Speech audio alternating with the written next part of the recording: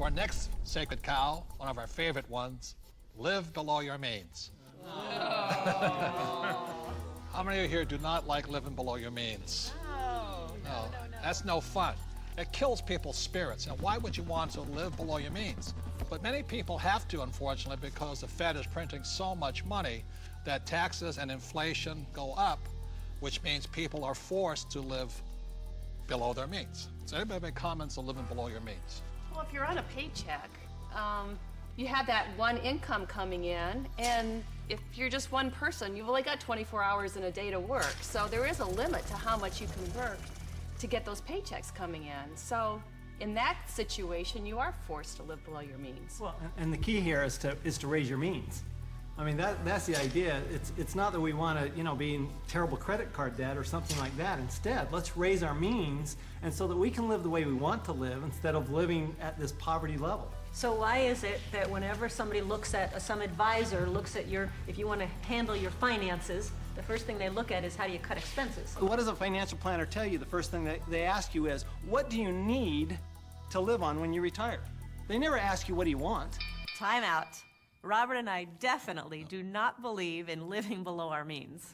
When we met in 1984, we had nothing. But every year we would get together at New Year's and we would set our goals, health goals and this goals.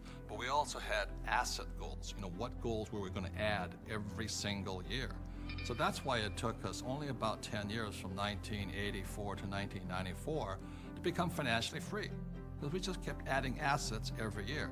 And we continue to do the same thing today, simply because it's fun. It's exciting. It is. One of the best kept secrets. Getting rich is fun. It is fun. It's a lot of fun. And if we want to buy a luxury, if we want to buy a new car, we first buy an asset. So we buy the asset, and the cash flow from the asset pays for the payment for the car. Yes. So that it's again, never living below your means, it's expanding your means through acquiring assets that give you cash flow that gives us all those good things in life.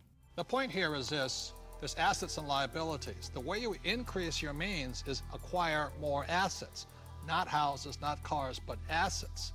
So the reason so many people struggle financially is they have no financial education. They may be a good doctor, a lawyer, accountant, or rock star, but if they don't know the difference between assets and liabilities, and they keep buying liabilities instead of assets, they have to keep living below their means.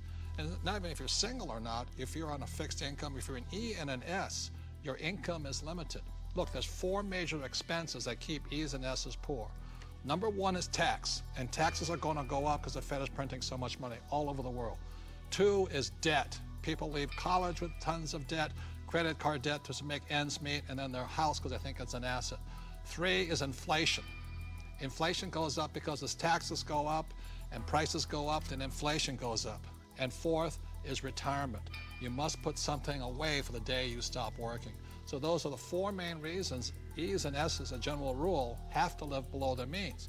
But if you have financial education and live on the B and the I side, you can increase your means by increasing assets. I think a lot of people accept mediocrity, and in order to be able to grow in business, in order to make more money, you have to step out of that comfort zone and stop being mediocre.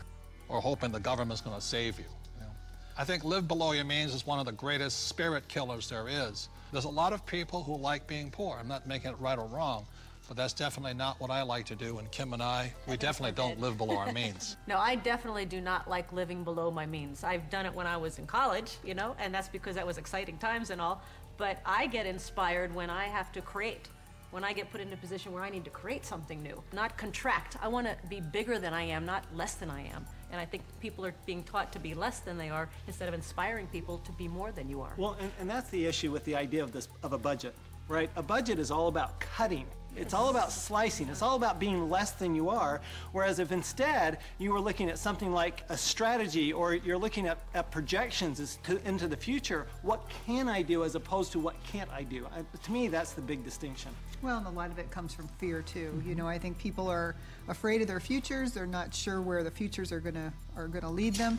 So they think, well, I'll live below my means. I'll save. I won't allow myself to have this small luxury, that small luxury. And then, of course, they fall off the wagon. Well, the worst thing is... And then they feel bad about it. Yeah, so the worst thing is they cut back on their expenses and they save money. Right, Mike? That's the worst thing they could do. Right. depreciating money.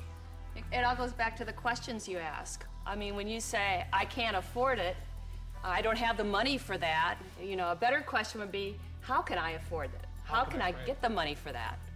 Expands your mind. You know, in my community where I grew up, living below your means was pretty much a step up. Being honest. We didn't have any means, and we didn't live, and we didn't know how to live. It was basically survival. And some of the ways we created those means were, of course, by legal definition, illegal. But you know, that was the way we survived, and that was the way we got by. So now, living below your means is something is completely opposite to abundant living, which is what I believe in my faith is abundant living. The opposite of that, to me, is not the way that God intended for us to live. So that's why I think it's absolutely criminal our school system does not teach us much about money. And what they do teach us, they tell you put your money in the bank, which means you lose more money, and they talk to a financial planner who puts you in mutual funds. That is not financial education.